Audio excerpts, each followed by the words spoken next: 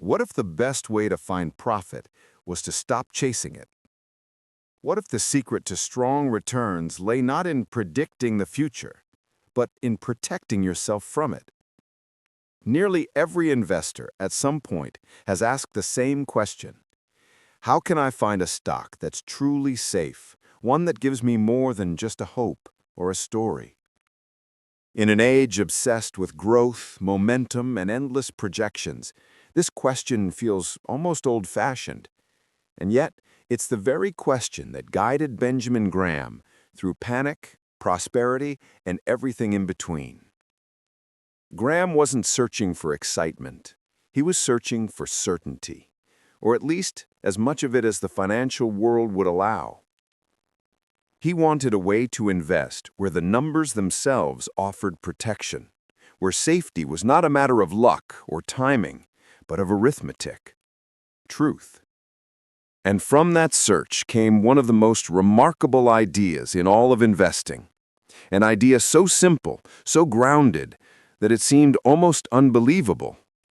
You could buy certain companies so cheaply that if they were liquidated tomorrow, the cash left over would exceed what you paid for their stock today. Imagine that, owning a piece of a company for less than the value of its cash and working assets, even after paying off every debt it owed. No speculation, no forecasts, just logic and discipline. This principle became what Graham called net current asset value, or NCAV. It was his bargain detector, a mathematical signal of extreme undervaluation and ultimate safety. To Graham, this wasn't a theory to impress academics. It was survival. Because the man who would be known as the father of value investing learned these lessons not in comfort, but in crisis. Through the wreckage of the Great Depression, when fortunes were erased and confidence was broken. And yet, instead of giving in to despair, Graham went searching, line by line, page by page, through the financial statements of forgotten companies.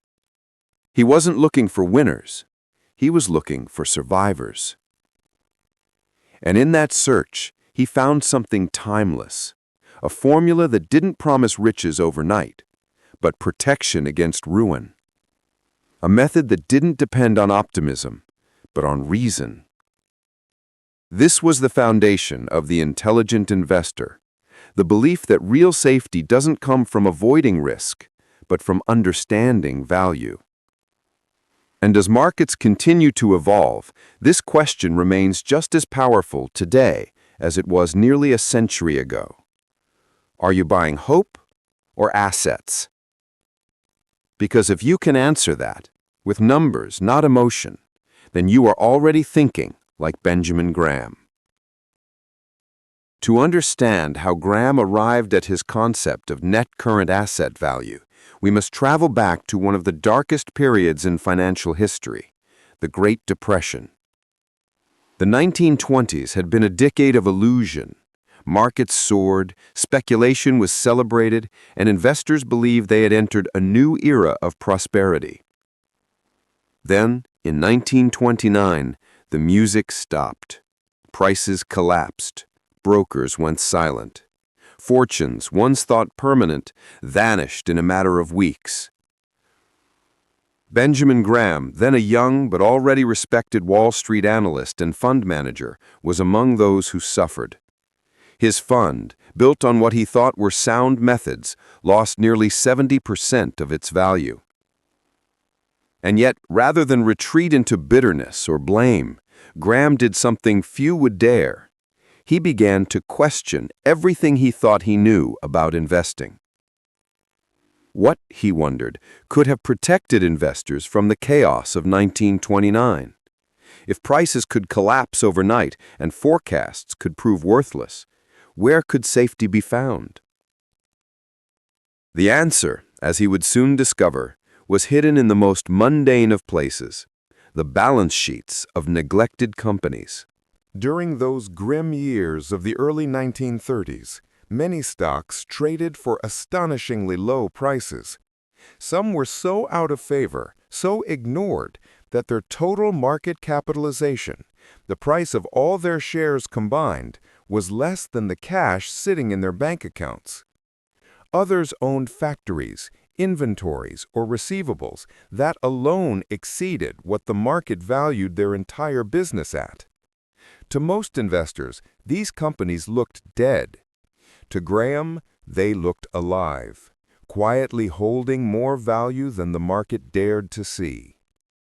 He began buying these businesses, one by one, not because he believed they would thrive, but because even if they liquidated, the math was on his side.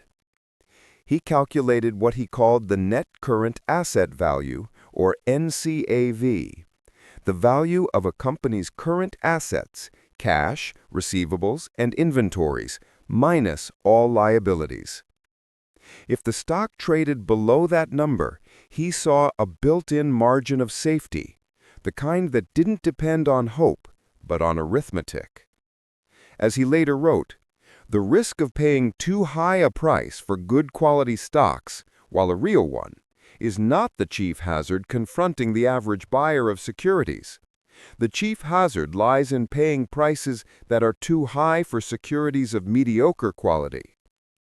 In other words, it wasn't the collapse of good businesses that destroyed investors.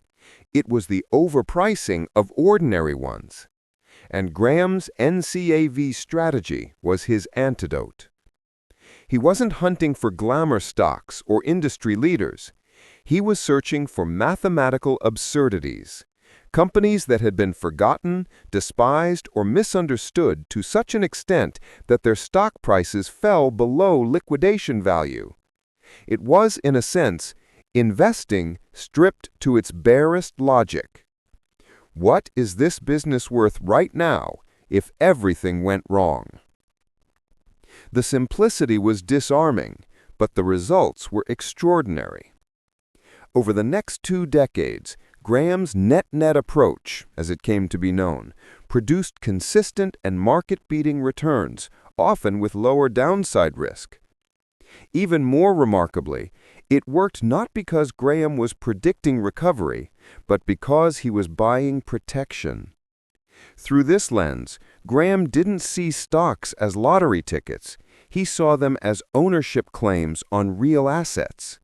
He treated each share as a fraction of a business, and he demanded that the price he paid be less than what he'd receive even in a worst-case scenario. In a world recovering from financial devastation, it was a radical idea. But it was also the beginning of a revolution, one that would eventually transform how generations of investors thought about value, safety, and the meaning of cheap. And so, from the wreckage of the 1930s, a principle was born, a way of thinking that still challenges every investor today. Before you buy a stock, ask not what it might earn you, but how much you could lose and still survive. At its core, net current asset value, or NCAV, is one of the simplest yet most powerful concepts Benjamin Graham ever introduced. It requires no forecasting, no elaborate models, no dependence on tomorrow's expectations. It begins and ends with the balance sheet, with what a business owns right now minus what it owes. Here's the formula in its purest form. NCAV equals current assets minus total liabilities. That's it, a simple subtraction. Yet behind that simplicity lies a philosophy that reshaped the meaning of value. Let's break it down. Current assets are the items a business expects to turn into cash within a year. Its cash reserves, accounts receivables, and inventories. Liabilities are what it owes, its debts, payables, and obligations. Subtract one from the other, and you're left with what Graham called the net current asset value, the amount a shareholder could theoretically claim if the business were wound down tomorrow, sold for its cash and liquid assets, and all debts were paid. Now, here's where Graham's insight becomes revolutionary. If a company's market price falls below its NCAV, The investor can, in theory, buy the company for less than what its liquidation would yield. In other words, you're paying 50 cents for a dollar of value. Imagine this in human terms. You walk into a store.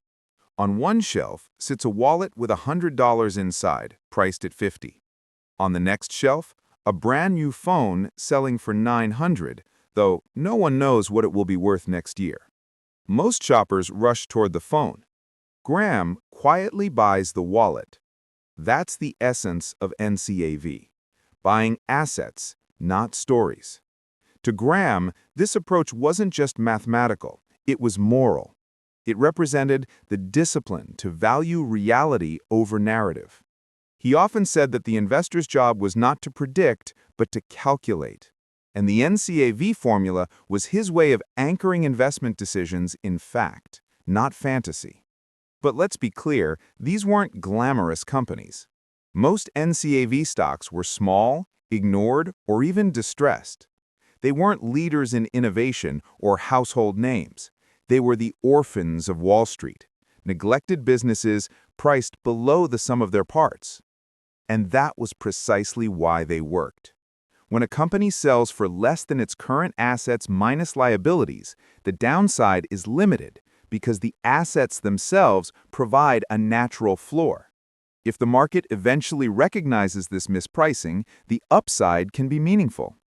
If it doesn't, the investor still owns something with tangible value. Not a dream, but a claim. Graham was fond of reminding investors, in the short run, the market is a voting machine, but in the long run, it is a weighing machine. The NCAV method was his way of focusing on the weighing, what the business was truly worth, instead of the voting, what others felt it was worth today. Let's take a simple example. Suppose a small industrial company has $10 million in current assets, cash, receivables, and inventory, $4 million in total liabilities, and 1 million shares outstanding. Its NCAV is $10 million minus $4 million equals $6 million. Divide that by 1 million shares, and you get an NCAV per share of $6. Now imagine the stock trades at $4 per share. That means investors are paying $4 for something worth at least $6 in liquidation, a 33% discount on tangible value. To Graham, that wasn't a gamble. That was mathematical prudence. He didn't claim that every NCAV stock would soar. Some would stagnate, others might fail. But as a group, bought at wide enough discounts, they offered something the rest of the market couldn't: downside protection and a rational path to profit.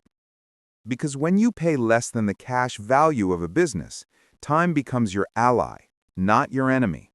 And that was Graham's genius, reframing investing not as the pursuit of what could go right, but as preparation for what could go wrong. Yet, identifying a cheap stock is one thing. Building a strategy around it, that's something else entirely. And Graham's method for applying NCAV was far more disciplined than it might seem. Benjamin Graham was not a man who relied on luck. He believed that safety came not from prediction, but from process, from the steady application of rules designed to protect the investor from both error and emotion. And his use of the net current asset value was no exception. Graham didn't stumble upon a formula and call it a day. He built a systematic method, one that combined mathematical logic, diversification, and discipline into what he called a business-like approach to investing. Let's break down his approach step by step. 1. The margin of safety rule. Graham rarely bought a company merely because its stock price was below NCAV. He insisted on a large discount, typically buying only when the market price was 2/3 or less of the company's net current asset value. This, he reasoned, provided a built-in margin of safety, protection against accounting errors, economic downturns, or managerial missteps. If a company was worth $6 per share by NCAV, he would only buy if it traded below $4. To the impatient investor, this seemed overly cautious. To Graham, It was the very definition of intelligence. As he wrote, the function of the margin of safety is, in essence, that of rendering unnecessary an accurate estimate of the future. He wasn't trying to foresee what would happen. He was preparing for what could happen. 2. Wide diversification. The second key to Graham's NCAV method was broad diversification. He understood that not every bargain would work out. Some companies would remain neglected, others might decline further, and a few might fail completely. But if bought across a basket of 20, 30, or 50 such opportunities, the mathematics favored the disciplined investor. The losses from the few failures were usually offset, and often far exceeded by the gains from those that recovered to their intrinsic value. This wasn't speculation, it was statistics applied to business logic. Graham wasn't betting on individual outcomes, he was relying on probability, stacked in his favor by the power of undervaluation. As he once reminded his students at Columbia, "You are neither right nor wrong because the crowd disagrees with you. You are right because your data and reasoning are right." 3. Emotional detachment. Perhaps the most underrated part of Graham's NCAV approach was not the formula itself, but the mindset behind it. He deliberately chose companies that others ignored, the ugly ducklings of the market, because that was where emotion distorted price the most. Many of these businesses were small, unglamorous, or temporarily troubled. They didn't attract attention from large institutions or analysts. But for the disciplined investor, that obscurity was not a curse, it was an advantage. By buying what others avoided, Graham removed himself from the crowd's emotions. He was not seduced by market stories, nor frightened by pessimism. He simply compared price to value and acted when the gap was large enough to make sense. The intelligent investor is a realist who sells to optimists and buys from pessimists, he wrote, a line that captures the entire spirit of the NCAV method. 4. Patience and rebalancing. Once Graham bought his NCAV stocks, he did something few investors can easily do. He waited. He didn't demand that the market recognize value immediately. He knew that price and value could diverge for long stretches. But sooner or later, the market's voting machine would give way to the weighing machine. Typically, he held these positions for 2 to 3 years or until they appreciated back toward their intrinsic value, often a 50% to 100% gain from his purchase price. At that point, he would sell, redeploy the capital into new undervalued situations, and repeat the process. The power of this discipline was compounding, not in excitement, but in consistency. Graham's funds that applied the NCAV approach produced annualized returns exceeding 20%, often during periods when the broader market stagnated. 5. The businessman's mindset. Above all, Graham saw himself not as a stock picker, but as a business analyst. Each NCAV purchase was not a bet on market movement. It was a small ownership stake in a business being sold for less than the value of its assets. He was not chasing growth. He was buying liquidation value and being paid to wait for reason to return. That mindset, more than the formula itself, was what set Graham apart. Because while others speculated on the market's mood, Graham built his portfolio on mathematical resilience and psychological calm. In this, he was decades ahead of his time. He proved that the most profitable approach in the long run was often the most rational, and that the investor's temperament, not their intellect, determined their results. And yet, as powerful as the NCAV method was in Graham's day, markets have changed. The world of today, with high efficiency, global data access, and endless liquidity, rarely offers those same net-net bargains. But that doesn't mean Graham's lesson has vanished. It means it has evolved. Because the principle behind NCAV, Safety through measurable value remains timeless. Nearly a century has passed since Benjamin Graham first wrote about net current asset value. Markets have transformed beyond recognition, faster, broader, and infinitely more complex. Information that once took days to uncover now spreads in seconds. The balance sheet, once a secret for the diligent, is now public knowledge for anyone with an internet connection. So, can a strategy born in the 1930s still work in the 21st century? The honest answer is, rarely in its original form, but always in its spirit. Let's start with the obvious. True NCAV stocks, those selling for less than their current assets minus liabilities, have become scarce in major markets like the U.S. Competition, liquidity, and institutional screening have nearly erased the classic net-net opportunities that Graham once found by the dozen. But scarcity doesn't mean irrelevance, because the philosophy behind NCAV, the idea of demanding tangible safety in every purchase, still stands as one of the most reliable foundations in all of investing. 1. The evolution of Graham's legacy. When Graham's student, Warren Buffett, began his career, he applied the NCAV method almost mechanically. In his early partnership years, Buffett scoured annual reports for these forgotten stocks, small, neglected businesses trading far below liquidation value. He called them cigar butts, discarded companies with one or two good puffs left in them. And those puffs often produced substantial returns.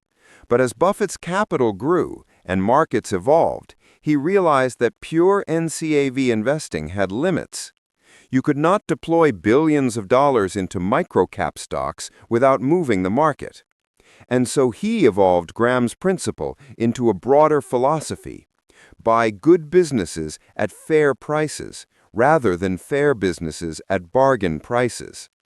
Yet even Buffett has repeatedly said, "I am 85% Graham and 15% Fisher."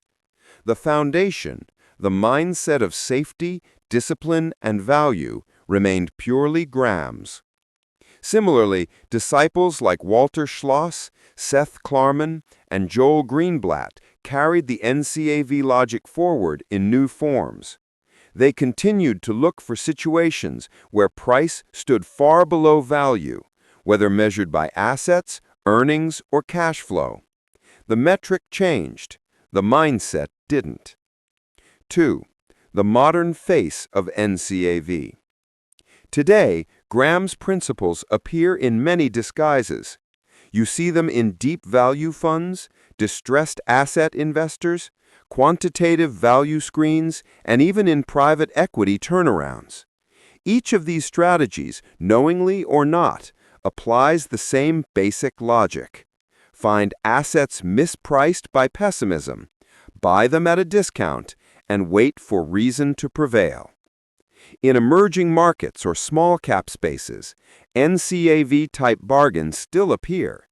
They exist where information is scarce, liquidity is thin, and the crowd refuses to look. Japan, Korea, and parts of Europe, for instance, occasionally produce clusters of net-net stocks, quiet businesses trading below the value of their working capital. But whether or not you ever buy one, Graham's teaching endures because it shapes how you think. When you learn to look at a balance sheet not for promise, but for protection, you are already practicing Graham's art. When you demand evidence of value before you part with your capital, you are honoring his discipline. And when you can say with conviction, "I would be safe even if nothing goes right," you have reached the very heart of the NCAV philosophy. 3. The principle beneath the method. The beauty of NCAV lies not in its precision, but in its humility. It assumes that investors cannot reliably predict the future, and therefore must anchor themselves in what can be known. That's what Graham meant when he wrote, "The investor's chief problem, and even his worst enemy, is likely to be himself." In a world where narratives change daily and technology amplifies emotion, that statement has never been more relevant. The modern investor may not find dozens of NCAV bargains, but he can still apply its wisdom. By focusing on downside protection instead of potential gain. By valuing tangible results over speculative projections. By avoiding overconfidence in the stories that markets tell. That mindset, skeptical, rational, disciplined, is the living essence of Graham's method. 4. A quiet rebellion against speculation. To embrace Graham's philosophy today is to quietly rebel against the culture of constant excitement. Every day, the financial world celebrates speed, novelty, and growth. But Graham's lessons remind us that real wealth is built not by chasing movement, but by mastering stillness. The NCAV formula may no longer dominate portfolios, but its logic of survival still outperforms the noise. Because while the market has evolved, human nature hasn't. Fear and greed still drive prices. Patience and discipline still build fortunes. In that sense, Graham's NCAV is not just a formula. It's a mirror, reflecting an eternal truth, that safety, patience, and logic will always outlast speculation, no matter how modern the market becomes. So yes, NCAV may be harder to find, but the kind of thinking that created it is as valuable today as it was in the 1930s. Because in every age, the intelligent investor must ask the same question: am I buying a business for less than it's worth, or a story for more than it deserves? At its core, the net current asset value strategy was never just about numbers. It was about a way of seeing the market, a lens through which the investor could separate illusion from substance. Benjamin Graham was not merely counting balance sheets. He was weighing human nature. 1. The quiet logic behind the bargain.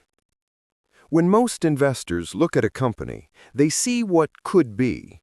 They see growth stories, future profits, dreams waiting to unfold. But Graham looked instead at what is. He asked, what is this business worth right now, if all its excitement were stripped away? It was not cynicism, it was clarity. Because he knew that imagination, unchecked, becomes speculation. And speculation, unguarded, becomes loss. In every market era, this principle holds. The investor's task is not to outguess the crowd. It is to outlast its emotions. And to do that, one must cultivate the same calm detachment Graham himself practiced. He once wrote, "You are neither right nor wrong because the crowd disagrees with you. You are right because your data and reasoning are right." That sentence captures the moral dimension of investing, the idea that truth is independent of approval. It is the essence of intellectual integrity in finance. 2. The investor as a philosopher. To Graham, investing was not just a financial act, it was a moral discipline. It demanded restraint when others celebrated, and courage when others despaired. It tested not your intelligence, but your temperament. The NCAV investor by nature must be patient, because markets rarely recognize value immediately. He must be humble, because the future is unknowable. And he must be independent, because the crowd will always prefer glamour to substance. This independence of thought, this refusal to be carried away by popularity, was what made Graham not just a successful investor, but a wise one. He reminded us that markets are voting machines in the short run, but weighing machines in the long run. The weighing machine, cold, impartial, mathematical, is where truth eventually triumphs. But to reach it, one must first endure the noise of the voting machine. And that, more than any calculation, is what separates the investor from the speculator. 3. Patience, the forgotten edge. In our time, speed is celebrated. Traders boast about milliseconds, and headlines shift faster than reason can follow. But Graham would remind us that time is not the enemy of value, it is its ally. The longer one can think independently, the greater one's advantage.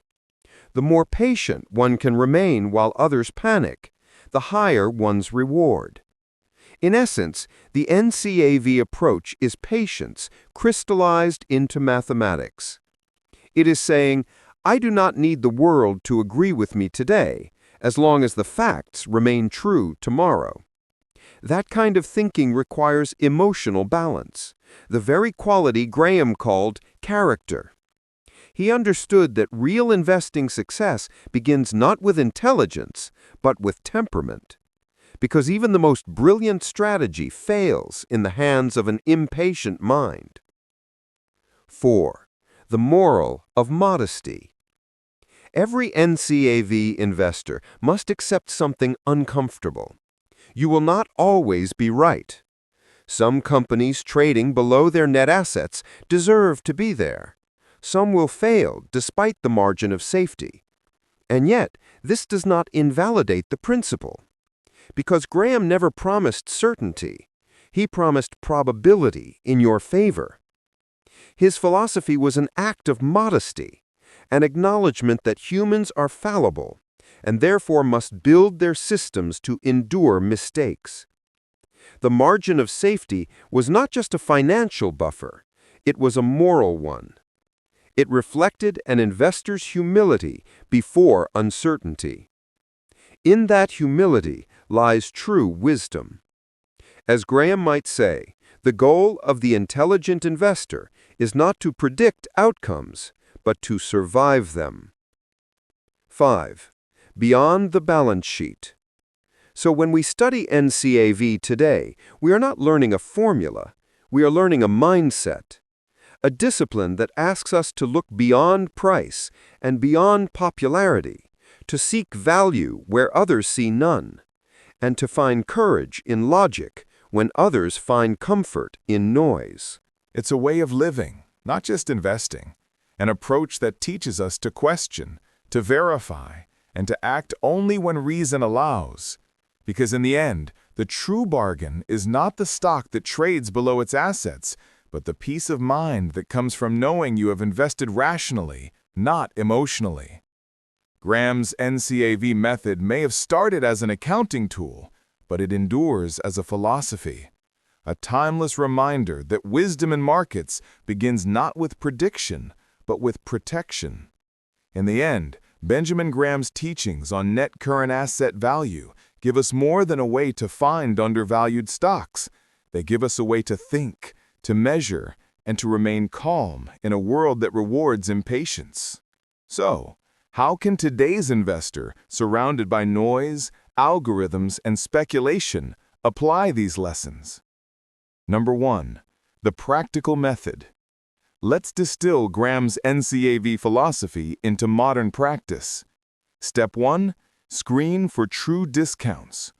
Look for companies trading at 2/3 or less of their net current asset value per share. That discount is your margin of safety. It gives you breathing room if the business deteriorates or if the market ignores your thesis longer than expected. Step 2. Verify the balance sheet quality. Not all assets are created equal. Graham emphasized conservatism. Cash is king, receivables are next, and inventory should be discounted. If a company's assets are mostly unsellable goods or inflated receivables, the margin of safety vanishes. As Graham wrote, the essence of investment management is the management of risks, not the management of returns. Step 3. Diversify your bargains. No single NCAV stock is a guaranteed win, but a basket of 10 to 20 such securities historically provided strong, risk-adjusted results. Some may fail, a few may stagnate, But even a handful of revaluations can carry the portfolio forward because you began from a place of deep undervaluation. Step 4. Wait. Time, not timing, is your greatest advantage. Markets eventually weigh reality, but not on your schedule. Patience is the invisible currency of value investing and the price you pay for clarity. Number 2. What modern investors often forget. Today, investors are taught to chase, not to calculate, to seek stories, not statistics. But Graham's NCAV principle is a quiet rebellion against that mindset. It reminds us that certainty comes from evidence, not enthusiasm. Even if NCAV opportunities are rarer today, the logic behind them is as valuable as ever, because the same reasoning applies to every investment decision. Are you paying less than what you're getting? Have you tested your assumptions against reality? And most importantly, have you left room for error? That margin of safety, whether applied to a deep value stock or a growing enterprise, is the difference between speculation and investment. It is the discipline that keeps you solvent when others are swept away.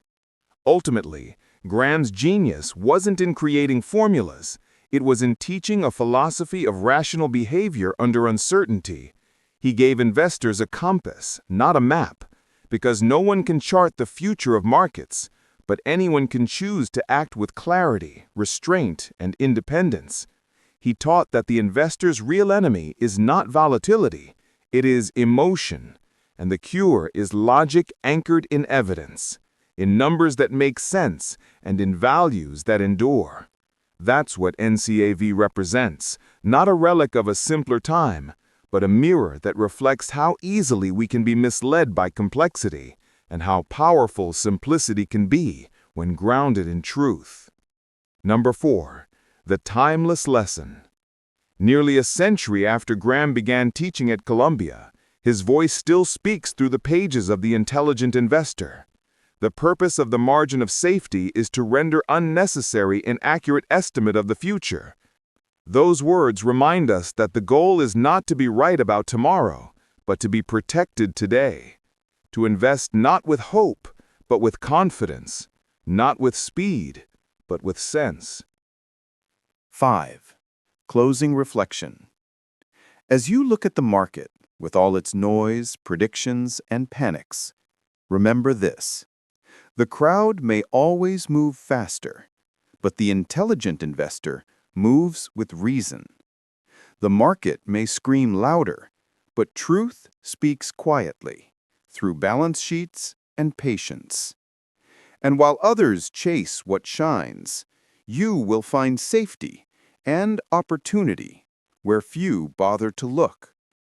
That, in the end, is what Benjamin Graham taught us, that value is not found in fashion, but in fundamentals, and that the intelligent investor is not one who guesses better, but one who loses less and endures more.